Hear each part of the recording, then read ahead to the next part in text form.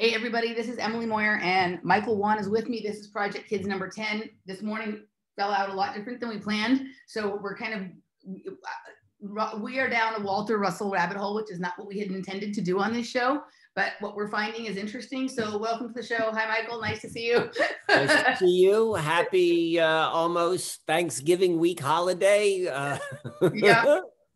57-year anniversary of the JFK story.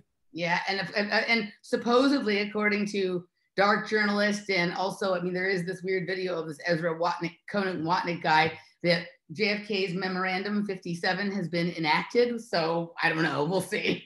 So I don't know. This predates when you and I started conversing, but from probably January of 2020 through probably just about COVID, all I talked about was 57 because I moved into number 57. Yes, and so tell me about that. Yeah. And so that has been a really interesting thing as it relates to that as well. And then here's one other thing I want to put in context before we return to Walter Russell is so the 22nd was the JFK assassination. On the 21st was the 400th anniversary of the Pilgrims arriving at Plymouth Rock. Yeah, just the other day. Yeah. So, and I just gonna, maybe we'll go back to this, but I want to point this out, which needs to be two interesting things. One is it's virtually ignored because of the 419 project, or the 1619 project. That's what it is. Yeah. So, but this is where it gets interesting, where this ties in. So the typical person doesn't know nothing, right? So then the typical person who knows their history just knows the history which we've been told. Like, that doesn't necessarily mean you know anything. It just means that you know the history that we've been told. So the typical person who knows the story of the founding of America, they're like, the Plymouth Rock and the colony there, that was what began the United States. But the truth of the matter is, and if you're familiar with any of my work, and which I take the history which they tell us, and I think if I squeeze it hard enough, knowing that the history they tell us is all just should be questioned immensely, but there's stuff in it. Jamestown. Yeah. Jamestown is the colony that is really where it all began. That's that founded in 1607, not 1620, which is what the 400-year anniversary of what yesterday was. And so for whatever reason, there's been this interesting, in the collective mind, the way the story has been told about the founding of America is that everyone knows Jamestown through Pocahontas, but they don't understand where, if you were to ask someone well, what's Jamestown? You might get oh, I think it's Pocahontas, but they're not going to understand that predates the Pilgrims by 13 years. Now, if you ask anyone, where did it begin in the United States? They're going to be the Pilgrims. That's where it began, but that's not the case. So for some reason, and you can go and run with it for whatever, whether it's competing timelines or if it's purposeful, misconstruing of storylines and that, for whatever, that has been part of the history. The fact that the 400th year anniversary of Plymouth has been completely wiped off. This has probably been planned since the 350-year anniversary. Well, we're getting ready for the 400. They've been planning a big celebration, and now you can't celebrate because of this 1619. It's no longer politically correct to talk about it. So it has been wiped from the memory. So put that in context to everything which we're talking about, about the nature of reality, the nature of consciousness, how consciousness creates reality, and the fact that it overlaps so perfectly with this 57 year anniversary of JFK. There's something weird in the area. You also just said 400 years, and a lot of the Tartarian information, as well as this, I'm not ready to say this is right or wrong, but my interest is very piqued by this FPV angel particle matrix research team and whatnot. They say that the system resets approximately every 400 years, right? So if there's going to be a slip, and then they lie to us about our history, right? They displace time and all that kind of stuff. So if this is going to be where a switcheroo takes place, right, it would be now just like it may have been then. A shift, kind of thing.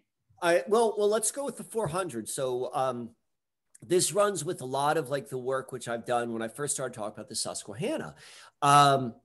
There is a secret the whole mystery with the Susquehanna River begins with the John Smith map of Virginia, which came out 1612.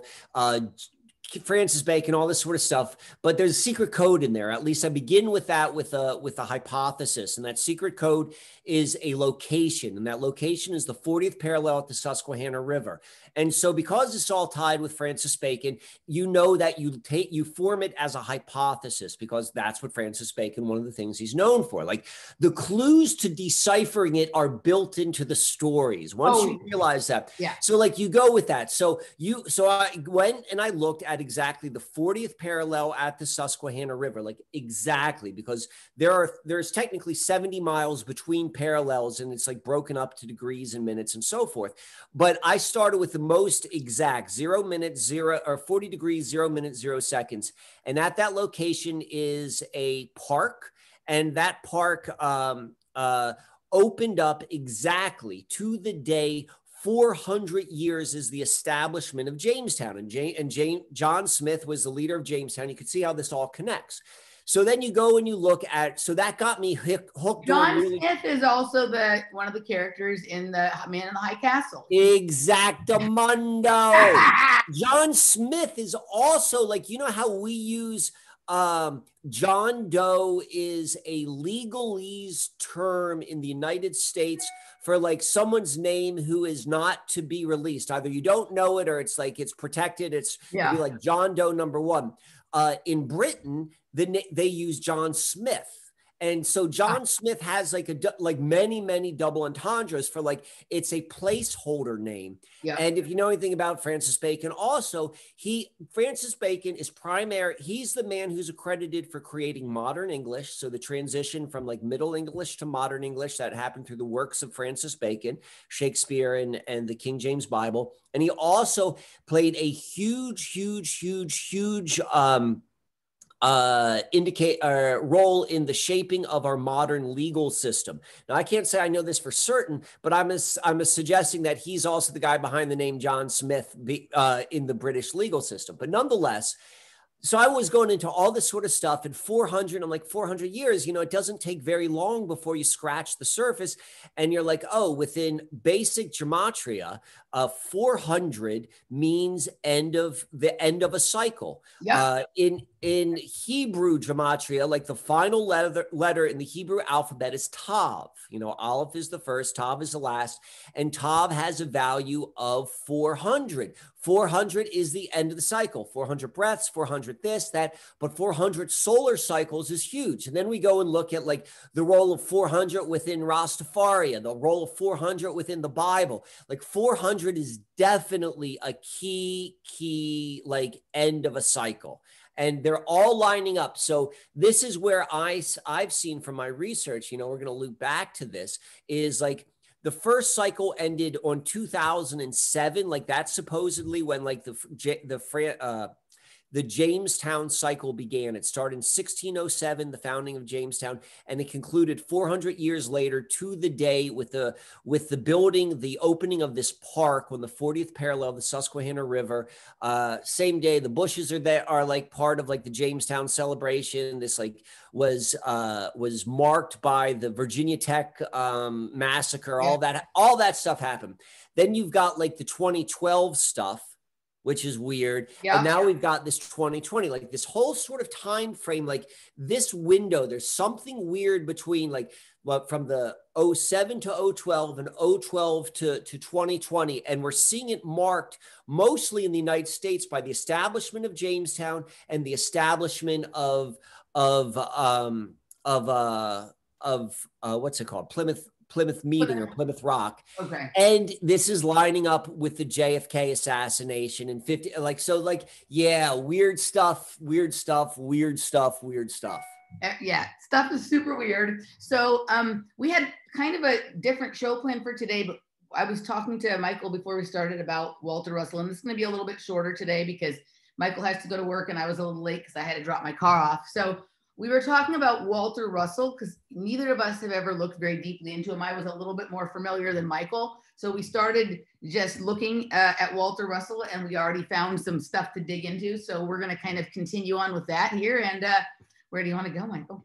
So the first thing I want to bring, well, do you want to give a little bit of an introduction of who and why Walter Russell is important? Yeah. So, okay. My first introduction to Walter Russell was when Randy did a show years ago, like long before I was a co-host, when I was a fan of Off Planet Radio.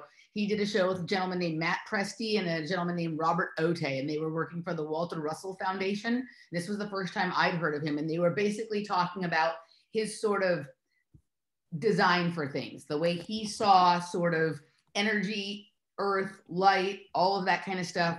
I knew a lot less then than I do now, but it all had that good resonance for me then. And obviously I know much more now.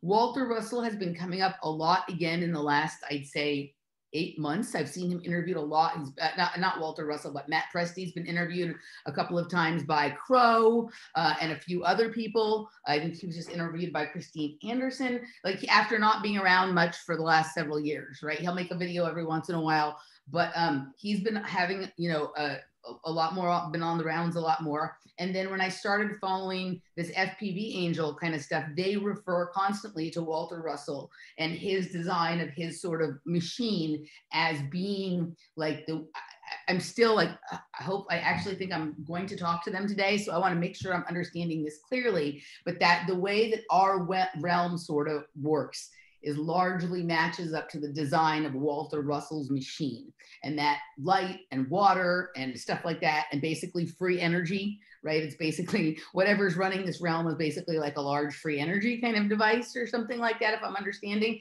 And it very much maps up to Walter Russell's graphics and designs and charts and whatnot, which there are plenty of tons of them available to look at. And so I was kind of explaining some of this to Michael because he wasn't familiar with Walter Russell. So we started looking and immediately just found some stuff to pop up. So that's kind of, Walter Russell had his own sort of cosmogony for what this earth is and for where we're at and what's going on. And he blended sort of spirituality and science in a way that was not permitted in his day, but that, you know, some people understood that later it would probably be really meaningful. And so his work has been republished multiple times over the years.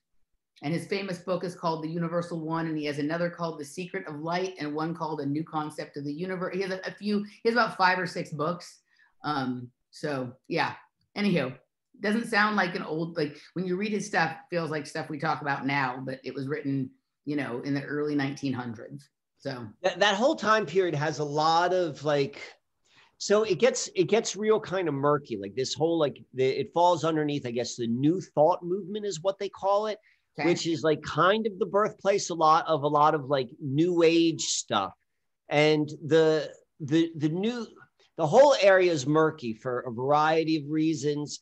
But there's an inherent truth. Like when you read through it, like something about this makes sense, but then there's a whole bunch of like directions where a lot of these original thoughts have gone from, or ideas from like the early 1900s really through like the 1960s and through that whole sort of like, you know, that inversion of the counterculture.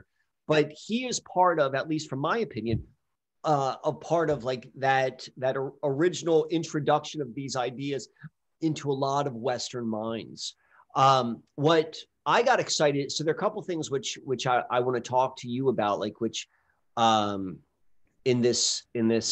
our conversation right now. One has to do with resonance, and we'll get to that in a moment. But I want to go because what we do, and what I think is one, we're trying to understand it as it relates to ourselves. I think we're all in the same boat of like, we recognize some weird stuff's going on. We're trying to better understand how to navigate this time.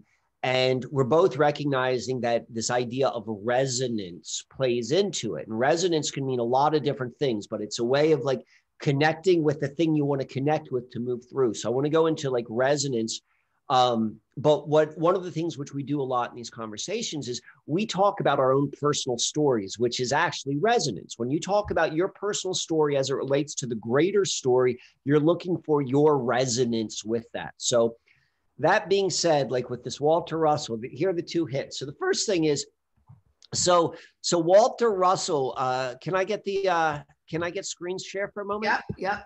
All right. There you go. You got it. All right, let's go this thing right here.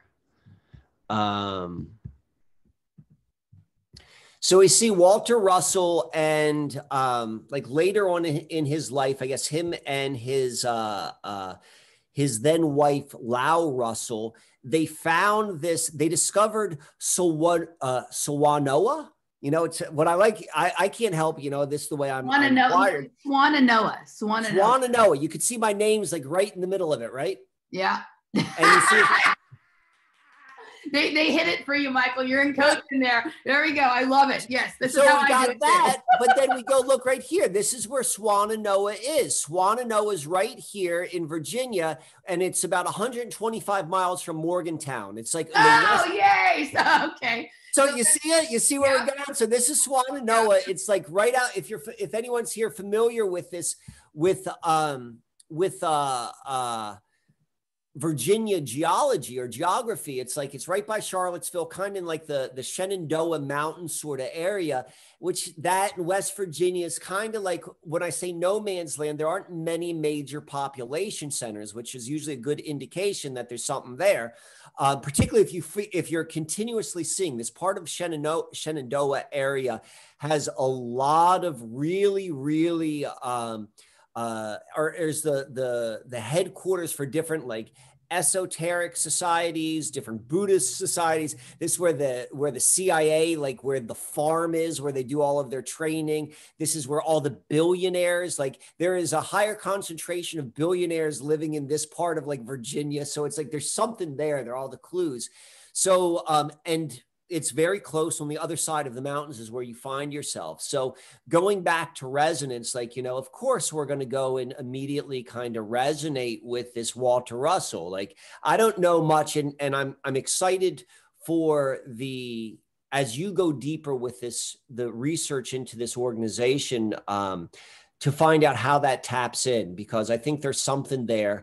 But I want to give you that before I go into resonance. So let me stop for a moment and let you speak. Okay, so I liked what you did. So first of all, that takes us right back to the same area that we've talked about so many times, where it's an area that Michael and I have sort of crossed paths in that West Virginia, Maryland, Virginia area, kind of there, right? So Pennsylvania, like I'm seeing on that map, Pittsburgh, where I spent a lot of time. Also, I went to Charlottesville as a kid, and one of the things that I remember there are those caverns. They have those caverns with the stalactites and the stalagmites. Luray Caverns. Yeah. Right. So Luray Caverns is actually closer to Waynesboro than Charlottesville. They're not in, I believe so. Let me go check, but go on. So keep talking. We were staying in Charlottesville and we went and we did that. So there they have some very bizarre inner earth structures, right? Oh, yes, they do. Yeah, right. So we're like, and what we're talking about here is a lot of activity underground that, so to me, that's sort of evidence of it. And the fact that like, they'll show you that and say, oh, this is what it is, leads people to believe, well, that's the fantastic thing there. So they're not looking for something else, which may also be there. So it has all that stuff, right? But I'm looking at a couple of things here as we go down. So I'm going to screen share now.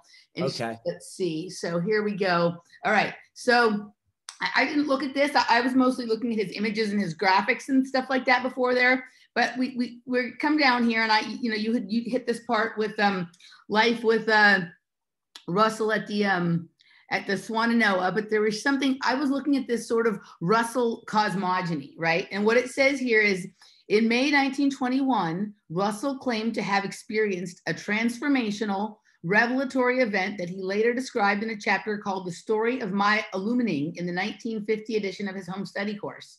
During that period, I could perceive all motion and was newly aware of all things. Richard used the terminology of Richard Maurice Buck in his book, Cosmic Consciousness, to explain cosmic illumination. Later, he wrote, it will be remembered that no one who has ever had the experience of illumination has been able to explain it. I deem it my duty to the world to tell it. Russell's supposed knowledge gained in the light is the subject matter of this book, of his book, The Divine Iliad, published in 2 volumes. Okay, so I think that's like he had some experience that led him off like deeply into this path of trying to describe this thing. Well, what's interesting for me is how he describes that sounds like exactly what happened to me when I started realizing I could see all this stuff on the back of my eyes, right? I could sense all motion, vibratory stuff. And a lot of the things that I have seen I started having the visions behind my eyes in about 2000, that 2006-7 period of time that you were talking about, 2007, that was when it started. Now, I don't know if it would have been there before if I had just closed my eyes, but I hadn't figured out to do it, right? But like I started closing my eyes when I was dancing. And a lot of the images that I was shown match up to a lot of the images that like are the graphics that Walter Russell uses, that are the graphics that these FPV angel people use, that I went desperately looking to see them again with my eyes open. And, you know, that's how I found mandalas and sacred geometry and all of this kind of stuff, right? But I was seeing that stuff behind my eyes before I knew what it was. I didn't know the term mandala. I didn't know the term sacred geometry. So I'm looking and searching to find again what I was seeing behind my eyes when I was dancing. Sort of like a very similar process that what he says. I had some sort of illuminating. And like that graphic that I shared with you earlier, I'll link to it or something with this show, or I'll put it as the cover for this show. Or I don't want to do that because that's their graphic. Never mind, I'm not going to do that. But whatever it is, that looks exactly like the stuff I was seeing very early on behind my eyes. It became much more complex as things went on. So that sort of, you know, this is, you know, he's talking about the secret of light. I have talked about things about the periodic chart, about like that some of these elements are represented in our stories as gods, and like some of the mythical and biblical stories are really like describing when 2 elements that shouldn't match up, like when there's a battle, right? Like these are 2 elements that shouldn't exist in the body at the same time or whatever, and they sort of go to war with each other and create all these effects, right? The body is sort of like a microcosm of like the universal system and whatnot, and when certain things clash up against each other, it creates problems. Others are more harmonious and work together. So he does a lot of work with that kind of thing. And what he's talking about, a new concept of the universe, unconditioned white magnetic light of mind, stuff like that. This all matches similar to this experience that I was having. And you mentioned 2007 is the time where there was this kind of weird shift. So maybe something shifted energetically here that was allowing me to sort of see and sense. And then when I look down here, I see that his early book in 1901 was called The Sea Children. Well, that takes us right back to John Lilly and Flipper and underwater breathing and all of that kind of stuff, right? So, yeah. Right, and we look at the titles of his books right here, right? Like, look at this. He's the same thing that you and I are doing right now. He was doing it then, right? Like, and his life had all that same stuff laid out. He's talking about atomic suicide. We were talking the other day, you and I, and we'll do a show that goes into this further later, but about the sort of psyop that is these radiation spills at these sites where there's all this funny stuff going on, right? 3 Mile Island, Susquehanna, Santa Susana Pass, Chatsworth. He's talking about atomic suicide right here. Like, I don't know what that book is, but it's funny that all these same ideas, he's got a home study course. We're doing our workshops and trying to kind of create our little way of studying this stuff. He's doing all this stuff in the early 1900s that you and I are talking about right now. So my guess would be that if we pay a lot of attention to the sort of stories and maps he's laid out for us, right, then we're going to get, you know, we have some guidance to help us along our way here. So it's just, I've never really looked at this. So this is all resonating for me on a pretty high level. Just the language used to describe his work and what they talk about. And I love that your name, I mean, he has, right? Well, and also your name Susquehanna. Is encoded, right? The word sounds like Susquehanna, and it also sounds like Santa Susana, and your name is right there in the middle. Juan, and look, if you remove the S, it's Wananoa, like you want to know. Noah, right? I love that shit. Like, I love that you feel free to play with all this stuff like that too, because I don't need there to be proof of something for it to be true. But I mean, look at this. So I want to, like, I love where you're going with that, and what we're playing with, and that's really, you know, what I think we're trying to do right here is realizing, like, there's a huge operation to hypnotize the masses of people into a certain way. And we're refusing to go that direction. And we're finding our way through it. And we're utilizing all of these different techniques to navigate this vast universe of information and like the physical world and all this sort of stuff. And what we both are recognizing, we're seeing it also coming out from this organization that you're researching as well, is like the role of resonance, of like matching up yourself to something else, so that then there can be a transformation of information, experience, I don't know, like whatever you want to do. And I think that has to do with, like we're talking about in the beginning, these like timelines, like, you know, part of telling the whole, like everyone is resonating with Plymouth is so that you are, or the history of Plymouth Rock, you're resonating with that timeline than maybe another timeline for whatever reason. I'm not saying there's a reason. I'm just recognizing techniques. So,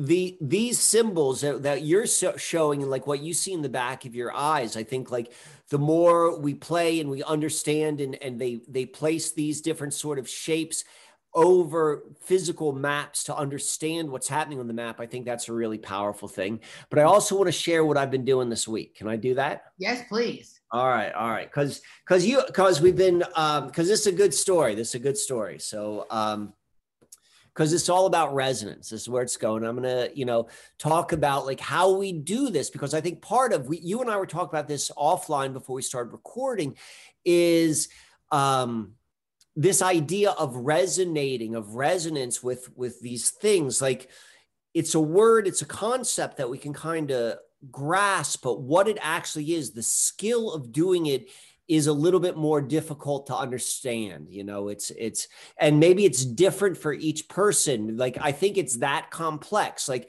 how each person understands resonance with what they're trying to resonate with is unique to their own particular frequency, which is a reflection of how they go about life, whether that's really physical and they dance, or whether that's really intellectual with equations, or whether it's art. Like, that's your frequency. That's how you know it. So that's why it's hard to explain, because what's true for one person is not true for the other person, but that it can point to it. So that being said, all right. So I've been making this friggin' Susquehanna map, right? Yeah. And so let me go and explain what I've been doing. So it's all about resonance. So I've been studying the Susquehanna River for a while. I've been doing, like, a lot of the stuff I do is on the starboard, and I created the starboard, and I do this artistic representation of the planets on here. And I've been wanting to do something new. I've been drawn to create something new. So I'm like, I'm going to create a map of this area, which I'm so familiar with, and I understand its the geographical markers, like this where the Herkimer diamonds are, and this where the anthracite is, and that's where 3 Mile Island is. And so I'm beginning to map out where the different energies are. And so what my thought has been is, I'm going to create a work of art based upon this, which is going to resonate with this area. And I'm going to cast stones. Like, I'm not someone who's ever cast stones before. I'm like, but I'm going to cast stones, and I know I can tell a story, and by where they lie on the maps and what this is. So that's been like what has been driving me. And so this is how far I am right now with this. You could see, like, this is what it is. It's kind of cool looking. And I know how to make it. Like, I know my own internal process. Like, I've never made anything like this before. I don't have any experience felting. Like, I've seen people do it. I'm like, oh, this is something I can do. I look for the easiest sort of path. Like, I don't want to learn nothing. I don't want to go and look at anything. I'm like, if I can't figure it out within my own imagination, I'm not going to go and do it. I'm going to wait because I don't have enough time to go and learn. I want to do it now.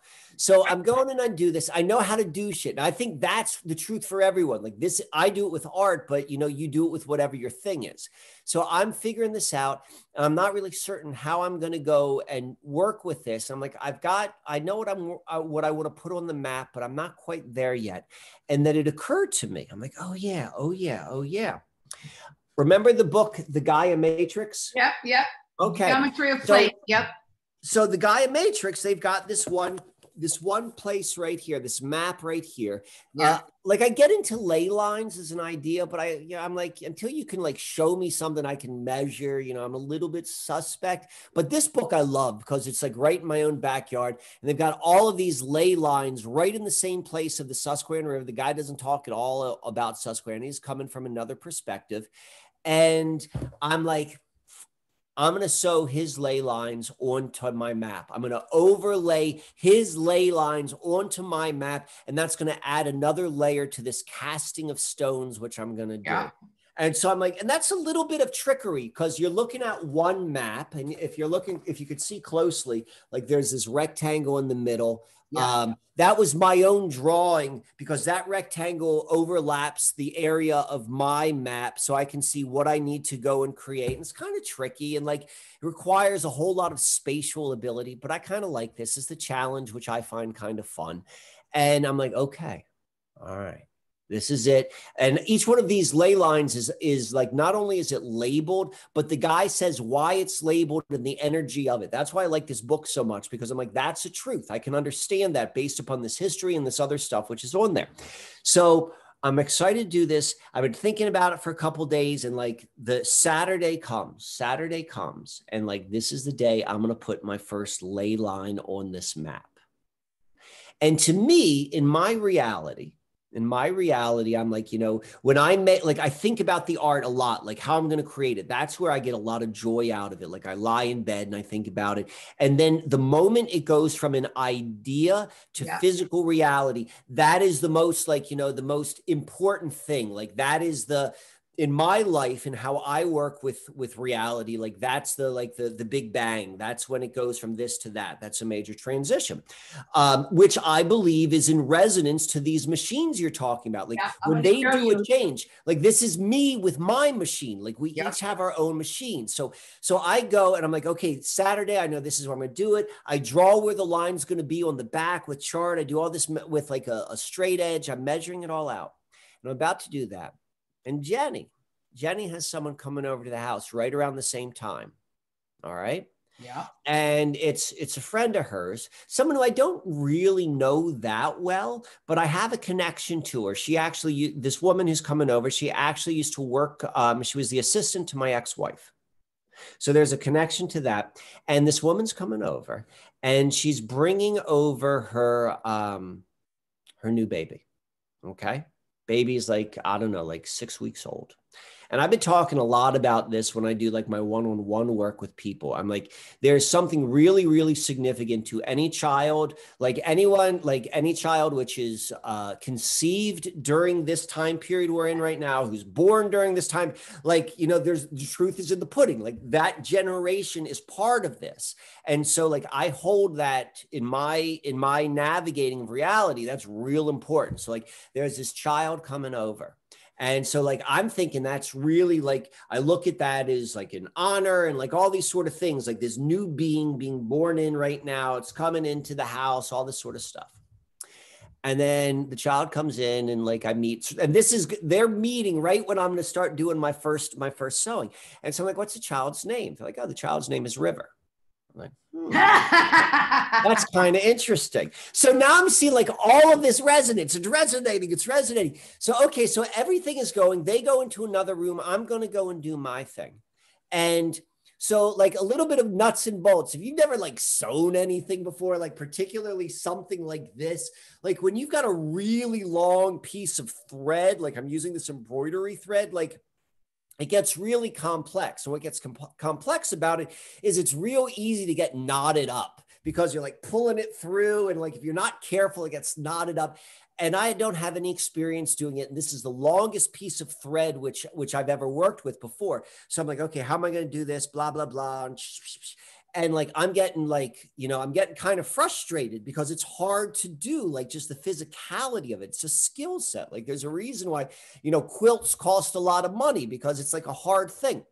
And like, exactly as I begin, I'm going through this frustration, this baby river just starts, like, it's been totally, like, you know, calm and sleeping, and it just starts crying and starts crying really, really hard. And I'm noticing we're in two different rooms and we're going, and like my frustration and this baby crying, like they started at the same time, and then they ended at the same time. As soon as I figured it out, the baby stops crying. I'm like, all right. And so I go along. It's real, like, time consuming. And as you could see, like, this is where it begins right here. I begin right here in the Finger Lakes. This is where I began. This is right at Seneca Falls for people. And I go all the way down here, and I go all the way to right here. And I'm about to cross the Susquehanna River in the first place. And the moment my needle hits the river, the baby loses its mind. It goes from totally silent to start screaming, like very, very, like, in, like, you know, like baby screams, not like anything like out of the ordinary of that. But there is this resonance, and that's like, you know, and so as we're playing with this, and I share this story because I just like to tell friggin' stories, but like also as, like, you know, this really kind of fun way of like bringing in the mysticism of reality into the mundaneness of, like, you know, I'm just so in this thing. But when you start paying attention as to like what's going on in your life, and you're beginning to see the patterns, and you're beginning to see your 4-leaf clover, and you're beginning to see this, and you're beginning to, because everyone has their own thing. Like, that's the key to it. Everyone's got their own thing. They're beginning to create resonance. And when they're creating resonance with something deeper at this time, this is how we're navigating to like this, like these machines, which you're going to be educating us about in a real short amount of time. All right, a couple of things. So I'm going to talk about this resonance in the way that I've been experiencing it over the weekend, because it sounds like we both had something different, but kind of like that. And then I think we'll just take a quick break and we'll go into the second segment. And I'm going to show you how the machines show exactly what you were talking about that moment when something goes from an idea into action, from right, how where the rubber meets the road, right? Yeah. And, okay. So I went to visit my mom yesterday. Like, we went up and visited her. You know, I go visit her about once a month. She has dementia. So, you know, we take her out and do stuff. And I don't know if she remembers it an hour later, but she seems to enjoy it while we're going. And there's this place we love to eat up there. Like, it's kind of like a craft beer place with amazing pizza and wings and stuff like that, right? So we go there quite a bit. And I have noticed way back about 3 years ago when we first started going there, that the names of some of these craft beers would match topics that Randy and I had talked about in shows, right? And this has continued over time, right? So we go there yesterday, and again, same thing, like all of the names, like I'd say about 30 to 50% of the beers had something in their name that matched either something I talked about in a show, or something I talked about with Jeff, or something I talked about with you, right? Or something we talked about at Conspiracy Cocktail or whatever, right? That was still there. And so I was like, okay, it's like, to me, like, there's something about this place that like just feels in resonance for me, right? Mm-hmm. Always. And then while we're sitting there having lunch with my mom, my sister starts texting me my nephew's Christmas list, right? And my nephew's Christmas list basically consists of a variety of medium to very expensive Lego sets, right? Like, that's all I can choose from. But all of the Lego sets that he's chosen also match up to the topics that I have talked about in the last month, and the things that were on the board as the names of the beer. So these ideas are up and they're being expressed a number of ways. Like, it's just impossible that like some evil cabal is controlling both my 6-year-old nephew's mind, the craft beer creator, and my mind, all in the same way, right? No, these ideas are up, and you'll see those presented, right, you know, by the control system in certain ways, but like, you're not really getting, you know, these ideas are up and they're wanting to be expressed, and not everybody knows the same information, but that energy, that resonance is up, and anybody who's tapped into it, anybody who's resonating with that same thing is expressing it either through their craft beer that they make, their shows that they put out, the conversations they have, the toys that they want to play with, right? And none of these things are the main thing that's being pushed by the media. These are all kind of things that we're all talking about right now, but that aren't the mainstream or even the sub-mainstream stuff. So I thought it was amazing. My nephews even tapped into it, right? But so I kind of had it's a different version of what you were talking about with this baby. To this day, I can predict when I go to this place that there's going to be a resonance. There always is at least a few beers that are matching up to stuff. But then this is the first time this has happened with my nephew, where he chimes in like that, right? And I thought that was so interesting because you were talking about a baby. So these right, like these kids are picking up on this, and obviously, you know, he's having a different experience, you know, than he used to. He was locked in his house for a number of months, and while he's back at school now, it's a different experience. And so he's not distracted with certain other kinds of things. And so he's tapping into something different, right? Like it's very interesting. So I thought that, and the name of this place, I don't know if I want to say, because I don't know if I want to like break. Maybe I'll keep it secret. I'll take you there when you come.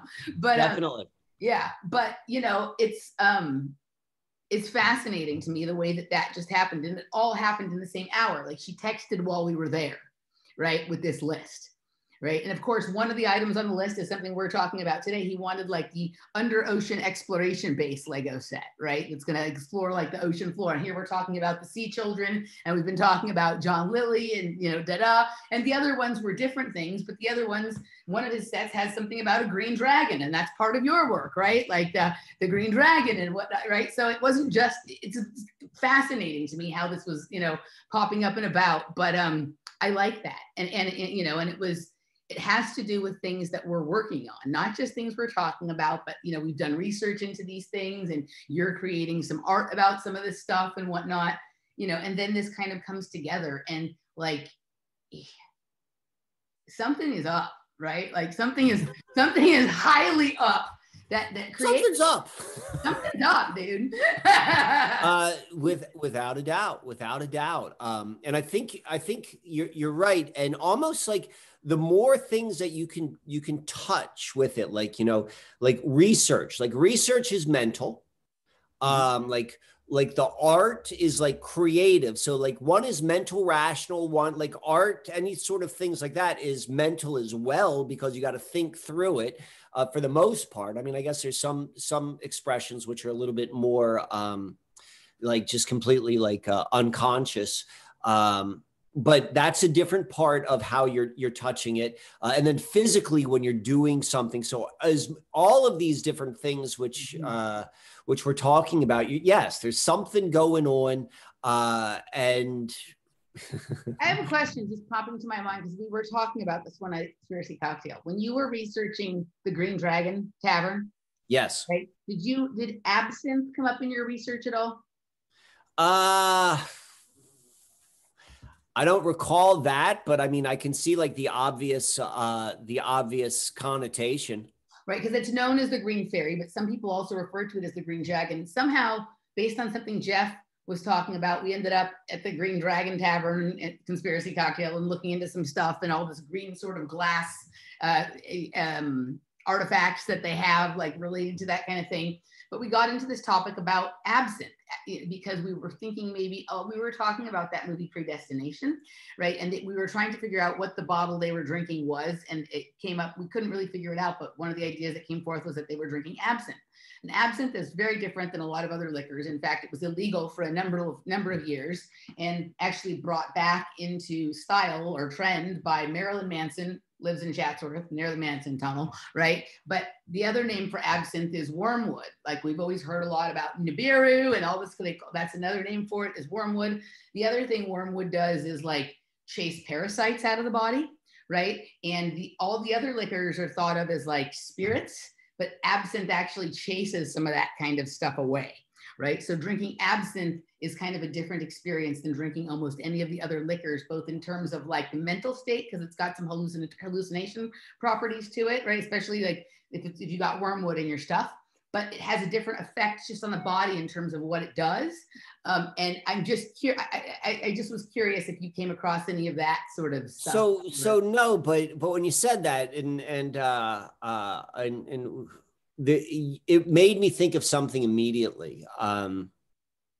The way you described it, and You're more or less describing, so like looking at it more so in terms of resonance. Resonance is like just things that are like similar. It's recognized. It's what you and I do. We're looking at like name places when they're the same. There's a resonance, and there's all these different ways of being resonance. But in terms of a lot of its attributes, how you just described absinthe, and we could go down the Green Dragon, and like I wanted to talk about the musical Hamilton, because this is tying into a lot of that as well. But the way you just described absinthe,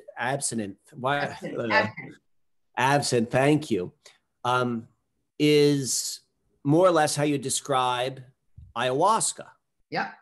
Because ayahuasca, there's a lot of the ayahuasca is primarily a parasite. It cleans out the system. So that was one of the first things. And you think about like with the hallucinatory experiences as it ties into that. Ayahuasca also has so like I think it's the thing that's the vine. Yes. In ayahuasca is an anti-parasite. And when people think that they're seeing all these dragons in their ayahuasca thing, they're actually watching the parasites leave their body. Exactly. Yeah. And so then let's go one step further and then look at like, part of like understanding this time frame which we're in has to do with understanding like energetic and spiritual parasites. Yeah. And I say like a parasite is a friggin' parasite. So your physical parasites or your emotional parasites or your spiritual parasites. So the fact that you're going to bring that up, I think is kind of interesting. Like, I've often thought about it like, and you think about the transformative qualities, but also like the potentially psychotic qualities that go along with both of those substances as well. Yeah. Have you ever had absinthe? Yeah. Yeah. Okay. So but I never had like, it was never like I never had it and had any like unusual for a long experience. time, the absinthe that they were using wasn't real absinthe because it was illegal. That's what I was told. Yeah. So I don't think I never had anything which struck me as unusual. Now you can get both, like you can get the kind of more fake stuff and the real stuff, right? They all sort of taste like anise or licorice or whatever, but some of them have real wormwood in it and some of them have high content of real wormwood in it so that there would be closer to a hallucinatory effect. But one of the things that they've always used absinthe with is sugar, right? They drip it over the sugar cube. Have you ever seen that? Right. So that matches up also to the turpentine method of removing parasites and candida and things like that from the body, where they drop turpentine on sugar cube, you eat the sugar cube, all the parasites come for the sugar and they get fucking zapped. Right. So like, it's an alchemical process that people were going through with absinthe. You can also like, there's several cocktails you can make with it. You can drink straight and whatnot. But I think the stuff that they were drinking back in the day was a lot stronger than what generally people have experienced in modern times. I'm sure that there is someone making the more original sort of concoction or brew or whatever, and that may have some of that. But also the vibration or the frequency of that time may have been different than what it is right now. So it would be a different substance that could take you to some of those levels than it is now. Right. But yeah, I don't know why that just kind of came forward and I wanted to ask you about that. Let's do that. Let's wrap this segment real fast and then move over to the patron section. I want to show you this stuff with the charts and then we can go to where you wanted to go with what you just said you wanted to talk about. You just said you wanted to go into we'll go where we go. All right, guys. We go where we go. All right. If you want to hear the next segment, join us at patreon.com/offplanetmedia. Also, start looking in a few weeks from now. Like Michael and I are working on an interesting live streaming research project that we hope to be bringing forward. So keep your eyes peeled for that. Because Michael and I could do this all day. And the problem is we can't have enough phone calls or meetings or shows to get all these ideas that we talk about and all this cross research that we do. So we're just going to start live streaming our research, it looks like. So keep your eyes out for that. Find Michael at susquehannaalchemy.com. You know where to find me. We'll see you in just a few minutes. All righty.